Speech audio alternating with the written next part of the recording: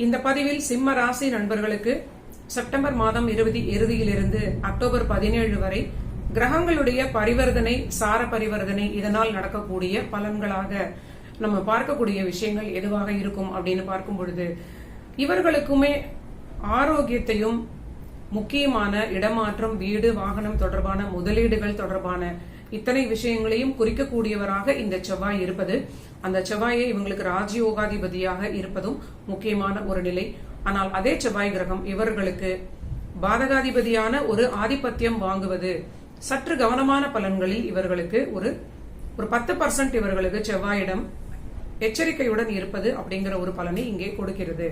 இந்த செவ்வாய் இவர்களுடைய 11ஆம் வீட்டில் குரு சாரத்தில் இருப்பது பொருளாதார ரீதியில் எல்லா நன்மைகளையும் இவங்களுக்கு கொடுக்கும். வருமானத்தில் உயர்வு கொடுக்கும். சிலருக்கு அற்புதமான பூர்வீகத்தில் இருந்து சில நன்மைகள், அற்புதமான தொழில் வருமான உயர்வினால் பூர்வீகத்தில் சில இன்வெஸ்ட்மெண்ட்ஸ் செய்து கொள்ளக்கூடிய நல்ல நிலைகள், உத்தியோகத்தில் பெரிய வளர்ச்சியான நிலை, கடல் கடந்த பிரயாணங்கள் கூட கிடைக்கும். ஆனால் இந்த பலன்கள் எல்லாமே செவ்வாயுடைய வேற ஒரு ஆங்கிளில் இருந்து தொல்லையான பலன்களாக என்ன கொடுக்கும் அப்படின்னு பார்த்தால், மூத்த சகோதர வகையில் சிம்ம ராசி நண்பர்கள் தன்னுடைய ரிலேஷன்ஷிப்பில் அதிக கவனத்துடன் இருப்பது ரொம்ப நல்ல பலனாக இருக்கும்.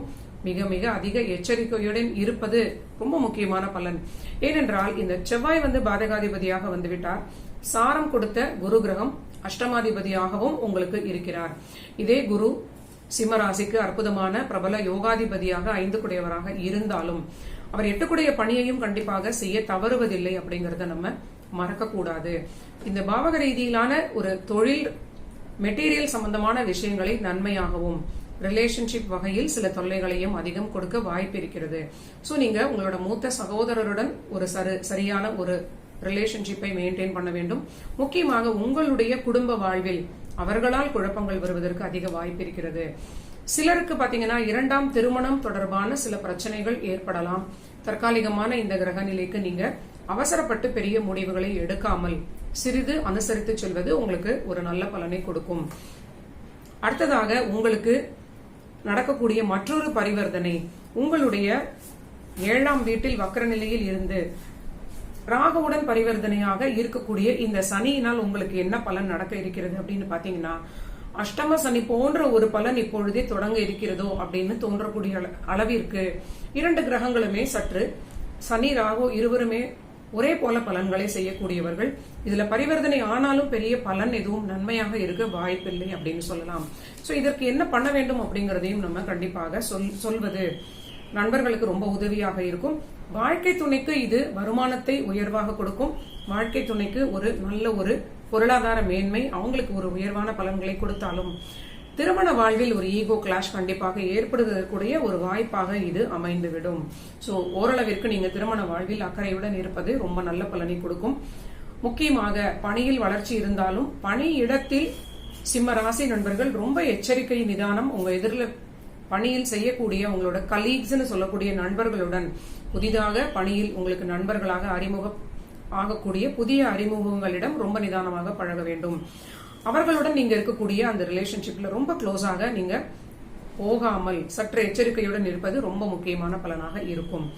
ஏனென்றால் 7-8 பரிவர்த்தனை அப்படிங்கிறது எதிராளியினால் திடீர் அவமானம், குழப்பம், பிரச்சனை, தொல்லை வர வாய்ப்பிருக்கிறது. மற்றபடி இவங்களுக்கு சிம்மத்திற்கு இந்த கிரக பரிவர்த்தனைகள் மொத்தமாக இவங்களுக்கு ரொம்ப நல்ல இடமாற்றம், தொழில் தொடர்பான வளர்ச்சிகள், தொழிலுக்கான முதலீடுகள் செய்து கொள்ளக்கூடிய நல்ல நிலை, பணியில் திடீர் திருப்பங்கள், திடீர் வளர்ச்சிகள் ரொம்ப நல்ல ஒரு பலனை கொடுக்கும். ஒப்பந்தங்களில் கையெழுத்திடும் பொழுது சிம்ம ராசி ரொம்ப கவனமாக இருப்பது நன்மை அளிக்கும். பணிக்கான ஒப்பந்தமாக இருக்கலாம், இல்லைன்னா உங்களோட புதிய முதலீடுக்கான சுயதொழில் நண்பர்களுக்கு அந்த முதலீடுகள் தொடர்பான சில ஒப்பந்தமாக இருக்கலாம், வங்கியில் கடன் வாங்கக்கூடிய ஒப்பந்தமாக இருக்கலாம். எதுவாக இருந்தாலும் அதை படித்து பார்த்துவிட்டு கையெழுத்திடுவது ரொம்ப முக்கியமான பலனாக இருக்கும். வருமானம் சீராக உயர்வடையக்கூடிய நல்ல நிலையாக இருக்கும். தொழில் வளர்ச்சியும் உங்களுக்கு ரொம்ப சிறப்பாக இருக்கும். தைரியம், தன்னம்பிக்கை அதிகரிக்கும். இடமாற்றத்தால் நன்மை அளிக்கும். சிலருக்கு இடம் மாறி போகணும் அப்படிங்கிற நீண்ட நாள் விருப்பம் நிறைவேறும். அற்புதமான ஒரு நல்ல பலன்கள் இது உங்களுக்கு கொடுக்கும்னு சொல்லலாம். இடமாற்றம், பணி வளர்ச்சி, தொழில் வளர்ச்சி, முதலீடுகள், நல்ல லாபமான காலகட்டம். ஆனாலும் கணவன் மனைவி உறவு, உங்களோட ரிலேஷன்ஷிப்பை நீங்க விட்டு கொடுக்காமல் பாதுகாக்க வேண்டும். இருவருடைய ஆரோக்கியத்திலும் அதிக அக்கறை காட்ட வேண்டும். புதிய விஷயங்கள் எதுவாக இருந்தாலும் நீங்க அதில் ரொம்ப நிதானமாக, உங்களுக்கு ஒரு கன்சல்டன்ட் அப்படிங்கிற ஒரு அதற்கு தகுதியான படித்த அந்த ஒரு எக்ஸ்பர்ட் அவருடைய ஆலோசனையின் பேரில் கூட எல்லாவற்றையும் செய்வது ஒரு பாதுகாப்பான நிலையாக இருக்கும்.